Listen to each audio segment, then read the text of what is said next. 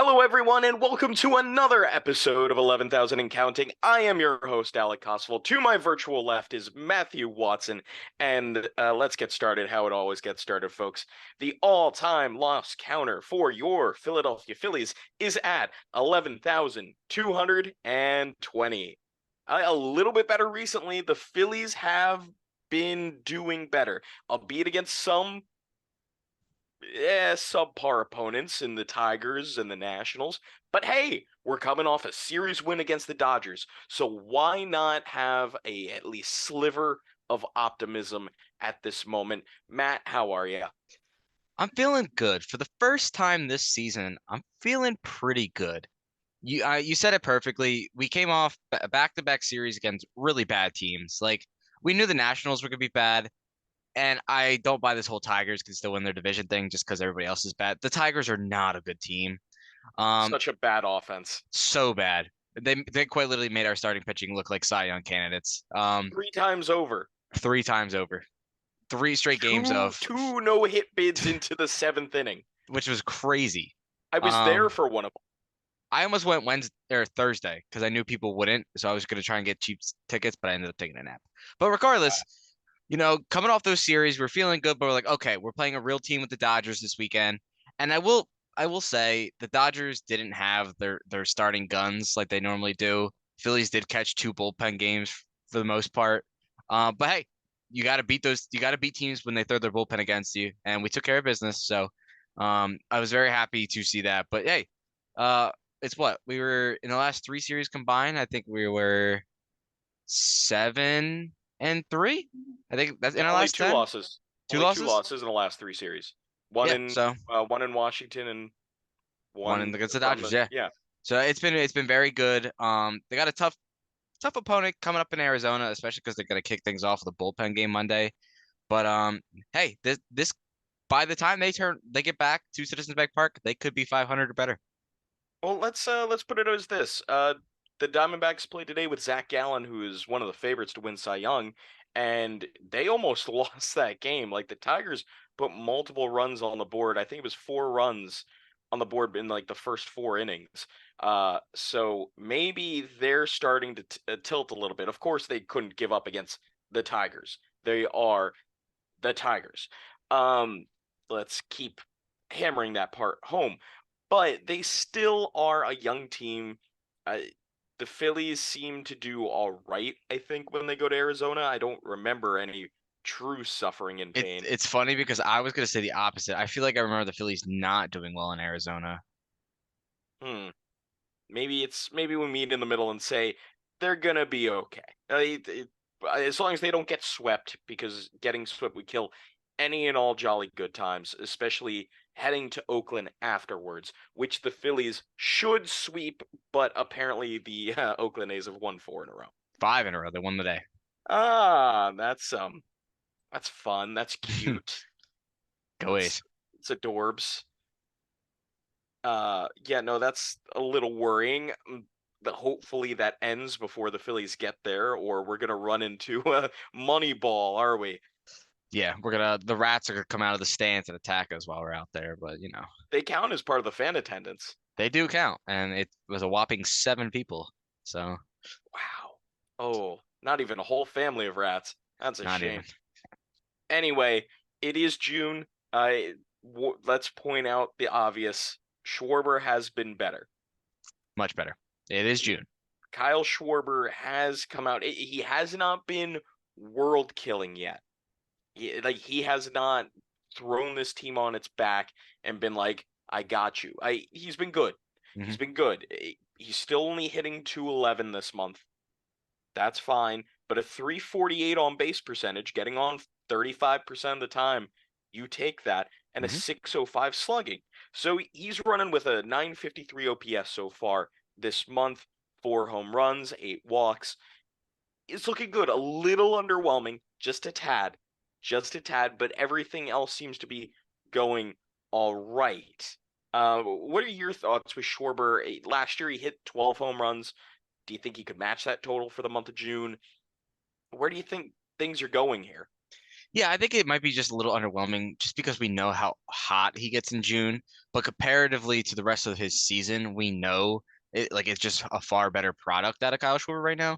I think the leadoff spot has just made him comfortable, and it kind of got to a point where he was just like he probably turned either Rob Thompson turned to him or he turned to Rob Thompson and said like just let me get back the leadoff for like a week and I can help you guys out. And I think the walks have been great. He's getting on more. The one thing that I think turned out really well with him moving to the leadoff spot was the walk off Friday night against the Dodgers. And the reason I reference that is because he hit with 2 outs in the bottom of the ninth, and as we know, hit the home run to walk it off to win the game. If he was still batting fifth, he wasn't going to get the at bat there. Probably doesn't get an at bat until the next inning if that's extra innings or whatnot. So where he was in the lineup played a huge factor in the ultimate decision of the game. Um, Look, I loved Bryson Stott, the leadoff spot, just because he has such good at bats. The only downside with Stott is he swings too much. He doesn't necessarily like take pitches. Like example today, he's battling an account, and there's a pitch a good 2 feet up above the zone, and he swings that makes contact because he's battling and he's battling and he's not giving the other pitcher anything. But when you're running up those pitch counts, you also have to take when the pitcher throws a ball, you have to take it too. You have to start working the balls into the count so you can get a walk. One thing Stott wasn't doing so well. It was either a hit or bust kind of thing. And then Turner, obviously, we know how Trey Turner hasn't been. He's starting to turn it around now, but he hasn't been Trey Turner as of yet. And we all kind of thought he'd be our leadoff hitter. So I'm completely fine with Schwarber batting leadoff. I think he brings stability to the spot. You know what you're going to get from him, and I think it works well. And I do think that the other players respond to him at the leadoff spot as well. Nick Castellanos is swinging a hot bat, and Bryce Harper, even though his power hasn't returned, he's still putting a lot of balls in play. So I think the rest of the lineup just kind of follows Schwarber's lead at the top. So I'm very glad that he's back up there. And I don't know if he'll reach 12 home runs for the month. I don't know if he's winning player of the month like he has the last 2 years in the National League. But I think 10 is a safe number for him, especially if he has a good road stand here against the Diamondbacks and the Athletics. So let's also talk about, do you think that Schwarber playing left field has kind of hampered him at all, or maybe he's taken that to the plate? Because we've seen Schwarber out in the field and it hasn't been pretty. The Phillies miss having the ability to have Bryce Harper play defensively because Schwarber is hurting the team out in left field. Yeah, it might be the difference. All things said, at the end of the season, it might be the difference of an extra 3, 4 home runs, maybe an extra 10, 15 hits, something like that. Just because I do think sometimes if he doesn't make a good play, he does bring that to the play with him. But I think he also knows his limitations out there. So I don't think he's taking it to heart necessarily. Like not like Alec Bohm was last year when he's making a lot of bad plays at third base. I do think Schwarber is more self-confident in himself. He knows he's just a bat. He's really not out there for his glove. But I do think if he were able to get off his feet a little more and just bat and just be in the DH role a little more frequently, it would help his offensive production. But unfortunately, he's just not going to get that opportunity. So it's just kind of the situation we're living with. But overall, I think he's starting to see pitches better. And I don't know why June 1st kind of turns that on for him, but his at bats have just been a lot better. Even when he's not putting the ball in play, I think he's just seeing pitches better. So um, it might be, but I think Schwarber is just a very self-confident guy. I do want to throw this out there. So far this season, Kyle Schwarber has been worth negative 1.4 D-WAR with a negative 11 defensive runs saved. Yeah, it's not good. Like, it's noticeable at this point. The faster, the faster they get the okay to throw Bryce Harper at first. I don't care if Cody Clemens is doing well. They can find a spot for him. I'm sure he can play a more competent left field than Kyle Schwarber can. Uh, but they need to get the DH spot to Schwarber. I'm so happy they unlocked Castellanos defensively. Because could you imagine if they really had two negative holes in the corners right now? It'd be a nightmare, especially because like Schwarber was not hitting, and he's still not hitting to the clip he should be. So the fact that he's not giving you anything offensively, which is supposed to counteract his poor defense, I think that was the glaring thing about it. Like I do think this year he's been worse. Just eye test, I think he's been worse. But because he's not producing at the plate, and now you watch him go out the left field, and he doesn't get to a ball that most left fielders get to, or his throw home, you probably get the runner, or you would prevent the runner from being sent by the third base coach. But Schwarber's out there, so you're gonna send him and be over aggressive. So yeah, I wish Schwarber didn't have to play left field every night, but unfortunately, with the whole Bryce situation, it's just the cards we've been dealt. And I do think overall, like if Bryce were to play first base every day, he would put out. It's not. I don't think it's gonna be great, but I think he'll still put out a better defensive stat line than Schwarber in left. And that could. That I mean, hey, that could be the difference between a couple wins. So Yeah, absolutely. Oh, let's move on from Schwarber in June to let's talk about a couple other Phillies so far in June. Trey Turner. We just talked about how he was struggling, and man, was he terrible in May. He was hitting 208 with a 625 OP, OPS, and now it's looking pretty nice, especially after it was a 3-hit day today on Sunday. yes, 3 hits today.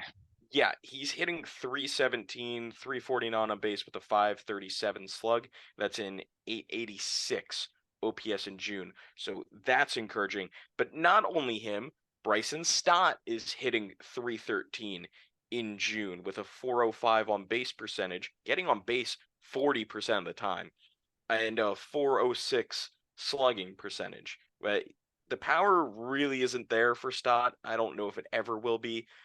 Would like to see a little tick up and maybe some more line drives instead of blue pits in his future. But we take that. That's an Mhm. 811 OPS. And that's compared to when he had a 681 OPS in May. Uh, Now I'm wondering if some of these stats could be inflated from facing some lower competition than in May when they did face some difficult teams ahead of them. But hey, anything to a player's confidence, any sort of boost like this it's just welcome to see. Mhm. Yeah, one thing I have on Trey Turner on June 4th, after the conclusion of the game, he was batting 232 on the season. In the last 6 games, he has increased his batting average to 248, which is a 16-point increase in a week. And I know it's been against some poor pitching, but in a week, he's bumped at 16 points.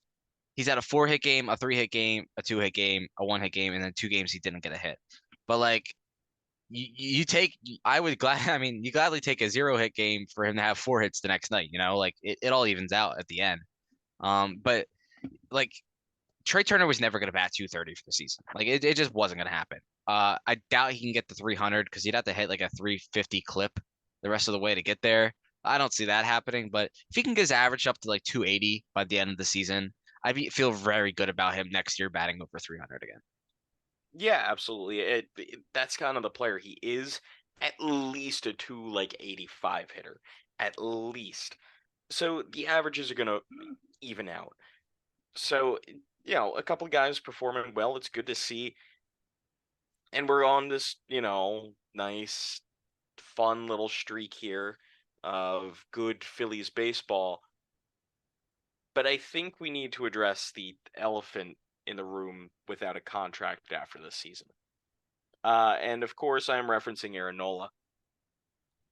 Um, Matt, I want to hear your thoughts about Aaron Nola before I get into it. I have some thoughts.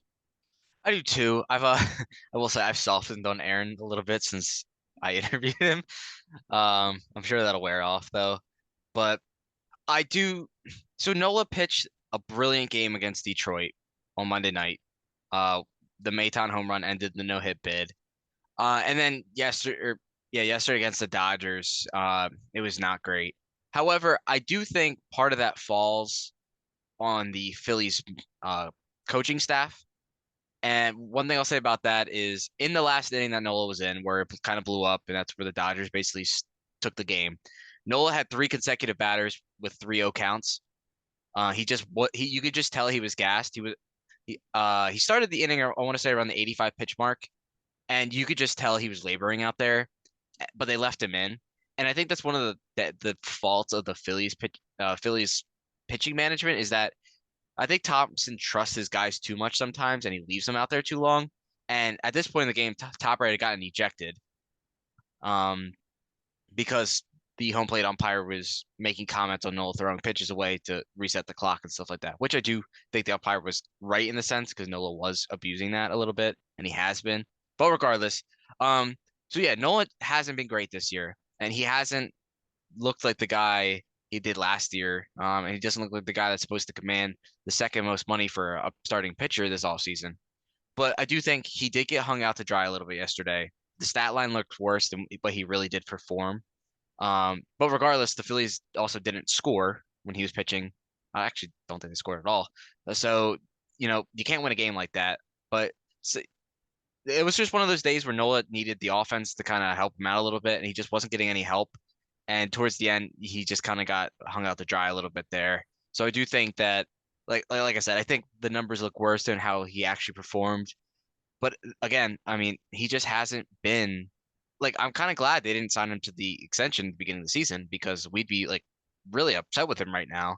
And I don't know if he's taking that personally, that the fact that he doesn't have a deal or what, but honestly, he's pitching himself out of a lot of money right now with the way the season's unraveling.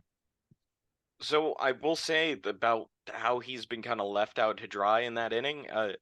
Since he leads all of Major League Baseball in innings pitched. He's thrown 88 innings this season. That's how much he's been worked. Uh, there's a lot of conflicting things here. You know, Nola has a 4.60 ERA, but he has a whip of 1.102. That's a pretty good whip to have as a starter. Um, the strikeouts are still down, but they're starting to tick up a little bit the last 5 games, but the ERA has still been high. His velocity has trended upwards. The line of best fit through his average velocity per game is ticking upward. In the last 2 starts, he's sitting around 93 miles an hour, and that's good to see. But there's something wrong. I don't know if maybe it's 2021 in the back of my mind. 2021, Aaron Nola had a 4.63 ERA in 32 starts. It, he has a 4.60 ERA this year. I think there is some overlap there. Now he's not striking out the same amount of guys, and he's allowing less hits than that season. And I think some of those numbers will kind of even out. But he's been walking more than that season. I don't know what to think about Nola, and I don't think you can afford not to start him or trade him or do anything right now just to see where things go. I think that's the only way about it. And I think against, bad and middling teams, I think you'll see him really thrive. But I'm worried about the top end teams in Major League Baseball. The Mets got to him, the Braves got to him, the Dodgers have gotten to him. I know the conversation is Nola an ace, but maybe he never was. I He's never been an ace, and as much he's been our ace, but that doesn't mean he is an ace. Um, Yeah, and I've been very not that I've been anti Aaron Nola by any means because I genuinely love watching. Aaron Nola's been the longest tenured Phil. Like I have grown up watching Aaron Nola's entire career. I he was like one of my first jersey purchases for the Phillies. So like I genuinely like Aaron Nola. I just get very frustrated by him because you see how much talent he has and how he is so capable of going out there and giving you 7 2-hit innings with 10 strikeouts and just shutting down a team. But then at the same time, he lets up a home run every game. It is like clockwork. He lets up a home run every single game. And I know Citizens Bank Park's more hitter friendly, but even on the road, he lets up home runs. There's always that one pitch, more often than not, it's a curveball that he leaves hanging, and it's almost never even the stars on the team, right? It's not the power hitters that take him deep. It's always the end of the lineup guys.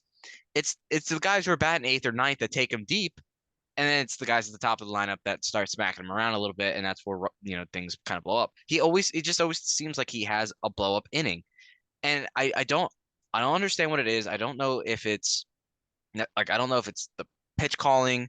I don't know if it's fatigue. I don't know if it's him being told to kind of hold his punches and hold his bullets because the broadcast team talks a lot about how they the team knows that he pitched a lot of innings last year, and same with Wheeler. They told him at the start of the year to just kind of don't throw as hard, take a little off your velocity kind of thing, and hold your bullets for as the season progressed in an effort to keep him healthy. And I understand that and appreciate that, but you can't just not be at your best, right? This is the big leagues. Like everybody is trying to perform at their best every single night. You can't go out there and just pitch 80% against another team. Like it's just not how it works. So I don't know. Like if he could just avoid that one inning a game, he could literally win the Cy Young. That's just how good he could be. We saw he finished what third last year in Cy Young voting? Fourth, Fourth. fourth. Like he had he's an innings eater. He's almost like a lock to give you go into the sixth every time. It's just if he could avoid that big inning, he would be so much better. His ERA wouldn't be above 4. It'd probably be in the high twos, low threes.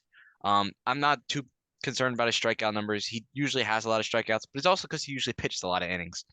Um, so But I'm not he too worried is about that. usually over a batter per inning. He's still under that at this point. In Yeah. the last 4 seasons, he had been over that like 10 strikeout per nine mark. So I that's don't where know. I'm have some concern. Again, we'll see. The Phillies do still have 3 minor leaguers out there that who knows. Well, I'll say this. There is the starting pitching market in free agency is weak, but the starting pitching market that's going to be available at the trade deadline is going to be very deep. Um, and Well, there is something to say about there's a lot of starters underperforming this year. that is very true. I mean, look at Alec Manoah, the Blue Jays. The dude's in A Look at ball. Sandy Alcantara. Look at um, who else? ERA. Julio Urias. Dylan His Cease. ERA is up huge. Dylan Cease. There is a lot of starters who had great seasons last year who are struggling this year. Mhm. Maybe Nolan's part of this trend. Maybe he'll figure it out. What were you saying about the trade deadline? Sorry. It's just very deep with starting pitching. Like I just mentioned Dylan Cease. He's having a down year, but last year he nearly won the American League Cy Young. He lost to Justin Verlander, who's a guy who's having a bad season, right? Scherzer's having a bad season, but the White Sox are going nowhere quick, so they're probably going to sell at the deadline. I could see Cease being traded for a haul. I could Lynn will probably be Lance Lynn will be traded traded. for washing machine. Yeah, I'm sure he can garner a decent haul, nothing crazy, but like a decent, veteran haul. Shane Bieber. There's a lot of talk the Guardians are going to move Shane Bieber. I mean, shit, Shohei might get traded. Like, so there's going to be a lot of top end starting pitching that is available around the trade deadline, and the Phillies do have some young arms they could move. They wouldn't move Painter, and I doubt they move Abel, but I could see them moving Griff McGarry in a deal for a starting pitcher. And if they did, you could let Nola walk. You'd have insert starting pitcher here to kind of take his place next year, and then And paint then and then take your injure pick. Painter. So Yeah. it make a lot of sense for the Phillies. I mean, obviously they have to be in it, which I expect they will be. But if they're in a good spot come trade deadline, and they're sitting in a wild card spot, or maybe they even made up some ground on the Braves or something like that, and they go out and they add a Shane Bieber, right? You let Nola walk. It's just kind of how it is. Let's not pretend. The Braves have been ridiculous this year. Any moment they've Yeah, well, shown weakness, they've immediately turned around and said, no, no, no, no, no, we're just kidding.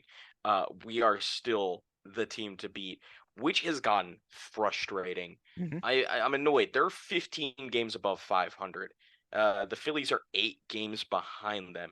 My only solace is that the Mets are 9.5 games back, 4 games under 500.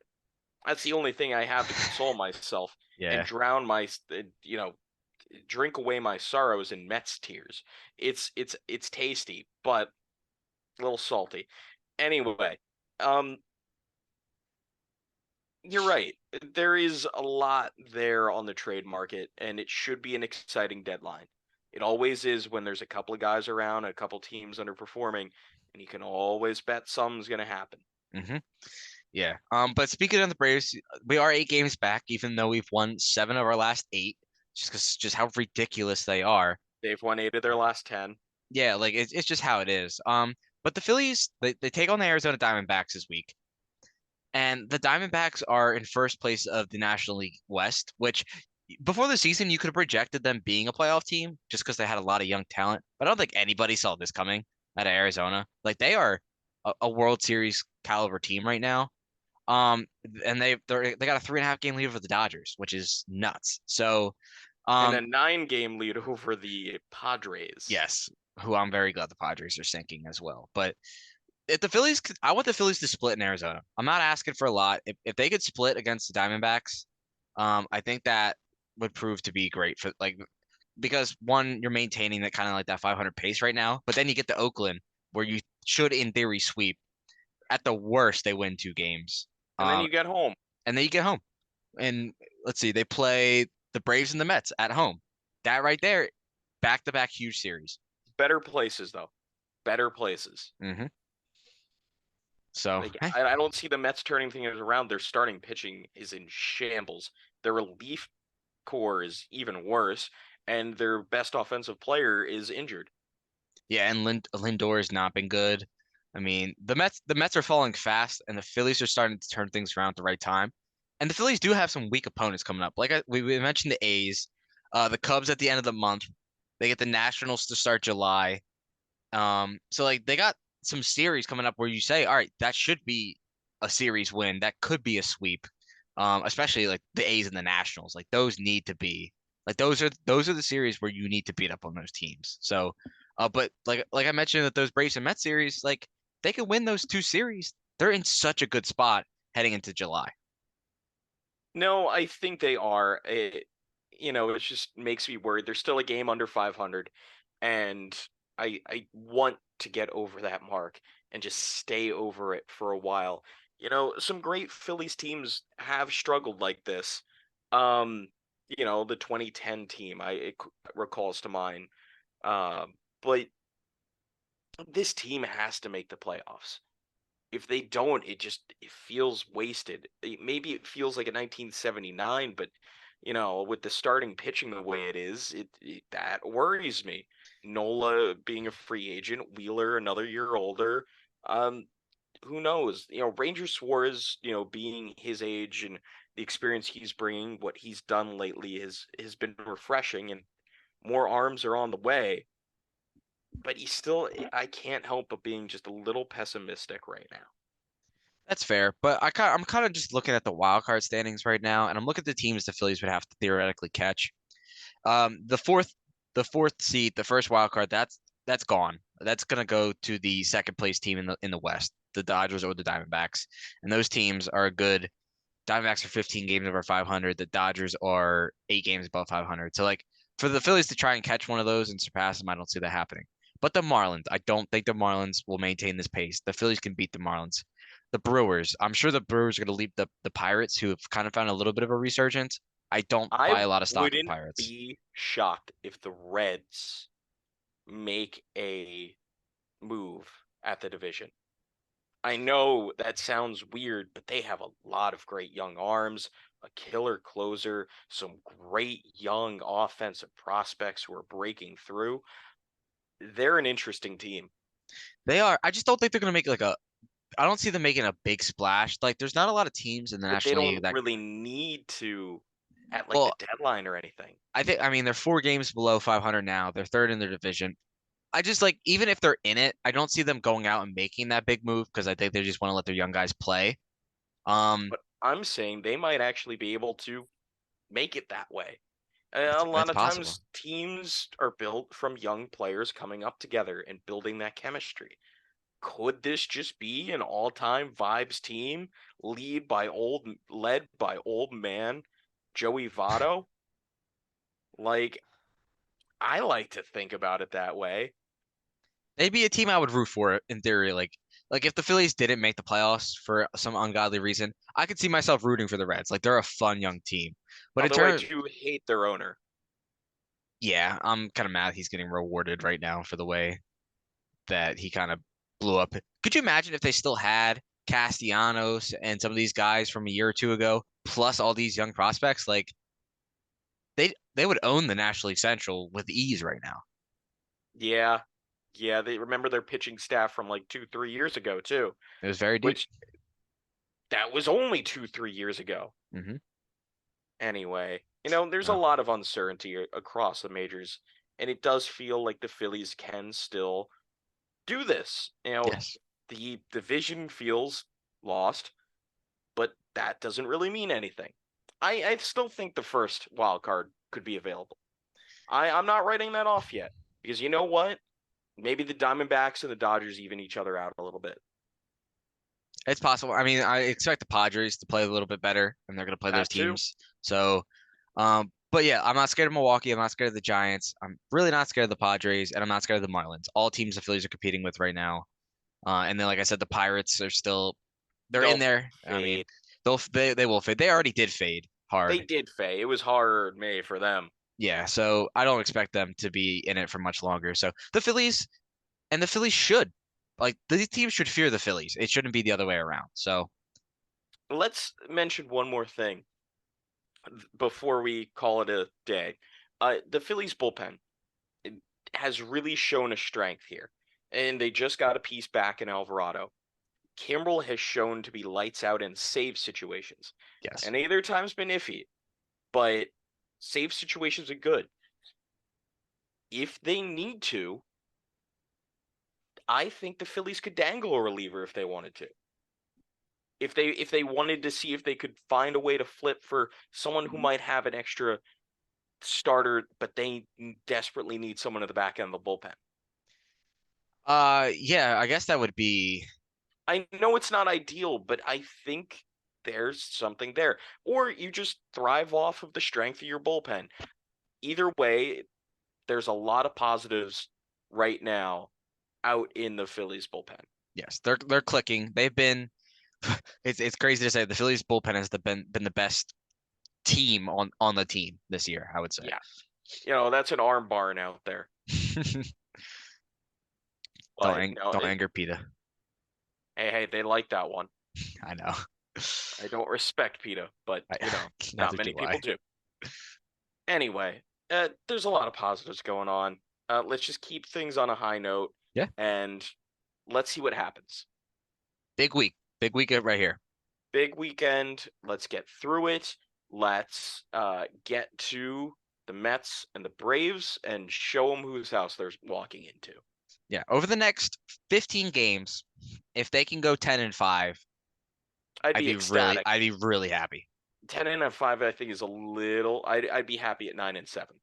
I'd be happy with 9-7. Just go over 500 and then we'll really start talking playoffs. Yeah, You have to get over absolutely. that first, but Yeah, get over that hump, please.